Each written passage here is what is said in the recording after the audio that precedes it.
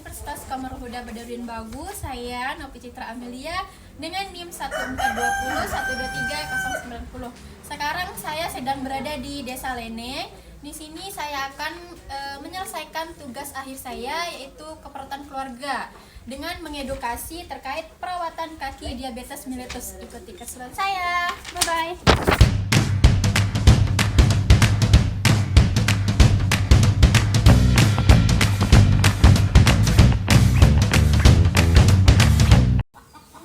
Assalamualaikum warahmatullahi wabarakatuh.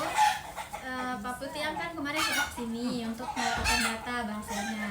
Jadi kemarin yang mendapat data bahwa suami ibu itu kan mengalami diabetes mellitus nih. Ternyata yang data yang saya temukan kemarin, ibu sudah mengetahui apa itu diabetes mellitus, terus bagaimana cara diet makanan, diet gula, tetapi ibu belum mengetahui terkait perawatan kaki diabetes mellitus. Jadinya sekarang saya akan melakukan edukasi atau saya akan menjelaskan ibu bagaimana cara perawatan kaki diabetes mellitus. Baik, di sini ada beberapa ada pengertian, terus ada tujuannya. Nanti kita bahas selanjutnya. Selanjutnya kita akan bahas pertama yaitu pengertian perawatan kaki diabetes. Jadi perawatan kaki diabetes mellitus itu merupakan perawatan kaki yang dilakukan pada penderita diabetes. Ini tujuannya untuk mengurangi risiko infeksi. Kenapa? Karena mereka yang selalu dibersihkan, selalu dirawat, itu nantinya akan mengurangi risiko infeksi. Terus yang kedua itu mengurangi rasa nyeri. Karena luka kalau sudah bersih, sudah dirawat, terus nanti rasa nyerinya akan berkurang. Itu. Terus yang ketiga itu mencegah komplikasi. Mencegah komplikasi itu nanti kita akan bahas di bawahnya. Dan yang terakhir itu mempercepat penyembuhan luka. Kenapa? Karena kan tadi luka itu sudah dirawat, sudah dibersihkan setiap hari kan. Terus selanjutnya akibat atau bahaya tidak melakukan perawatan kaki. Akibatnya ini kalau tidak melakukan perawatan kaki luka. Yang pertama itu luka semakin membesar di dalam. Seperti itu. Kenapa? Karena kaki kan kalau tidak luka diabetes kan kalau tidak dirawat itu akan semakin membesar dia lukanya.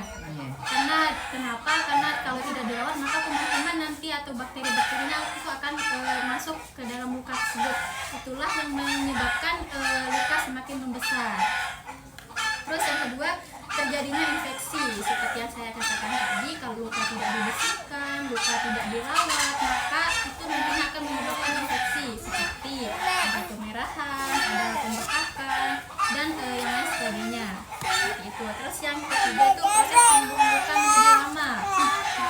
Ya, kenapa? Karena luka kan tidak dirawat. Seperti yang saya katakan tadi, luka tidak dirawat, luka tidak diperhatikan, tidak dibiarkan sudah. Jadinya itu nanti akan memperlambat penyembuhan luka. Dan yang terakhir itu terganggunya aktivitas. Kenapa?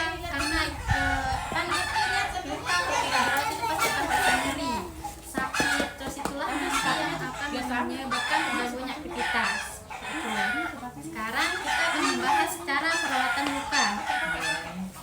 Di sini ada beberapa cara. Yang pertama, cuci tangan dulu. Cuci tangan terlebih dahulu menggunakan sabun dan air mengalir pastinya.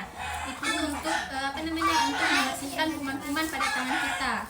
Kuman-kuman atau bakteri pada tangan kita, untuk mengatasi masuknya kuman tersebut di luka diabetes tersebut. Terus yang kedua itu kan di sini ada balutannya, ada balutan seperti kasa. Kalau luka kan pasti dibalut ya.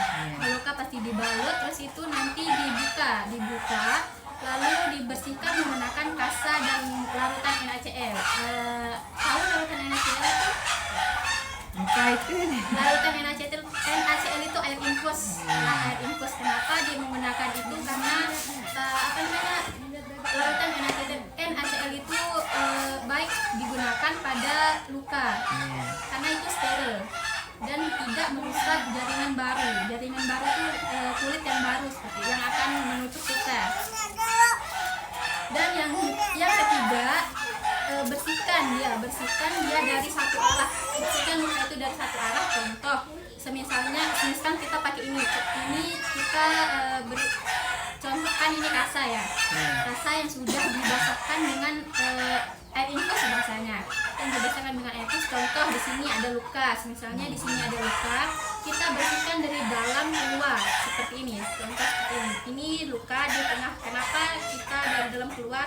Karena luka yang di tengah-tengah luka itu bagian kulit yang paling bersih.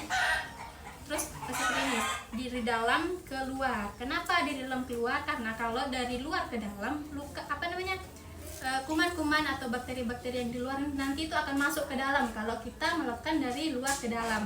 Itulah makanya kita melakukan dari dalam keluar itu. Nah, setelah dibersihkan, setelah lukanya bersih, lalu ibu kan ada dikasih nih, ibu kan sering sering kontrol nih, pasti ada dikasih obat antibiotik atau sebagainya atau salep gitu kan. Setelah luka bersih, taburi obat tersebut di dalam luka. Taburi, setelah itu taburi secara merata, tapi ini sesuai resep dokter gitu. Sesuai resep dokter atau tenaga medis lainnya. Setelah itu taburi, lalu tutup kembali kasa tersebut. Tutup kembali luka tersebut dengan kasa steril seperti itu. Kemudian kalau sudah dibaluti dengan kasa steril dan sampai itu saja perawatan luka tersebut. Jadi paham kan sekarang cara perawatan luka? Dan yang terakhir itu setelah dibalut lukanya pakai kasa, selanjutnya ibu cuci tangan kembali supaya tangan ibu tidak terkena kuman kembali. Dan yang terakhir itu frekuensi perawatan. Di sini ada perawatan luka dilakukan sesuai kondisi dan banyaknya cairan. Biasanya diganti 1 sampai 2 kali sehari atau sesuai anjuran tenaga kesehatan. Maksudnya ini adalah ketika balutan kasa tersebut sudah kotor, sudah basah atau memakan banyak cairan, itu diganti untuk untuk mempercepat proses penyembuhan luka supaya lukanya tidak kotor atau sebagainya. Udah sampai itu ibu sekarang kan paham ya? Terima kasih atas waktunya. Assalamualaikum warahmatullahi wabarakatuh.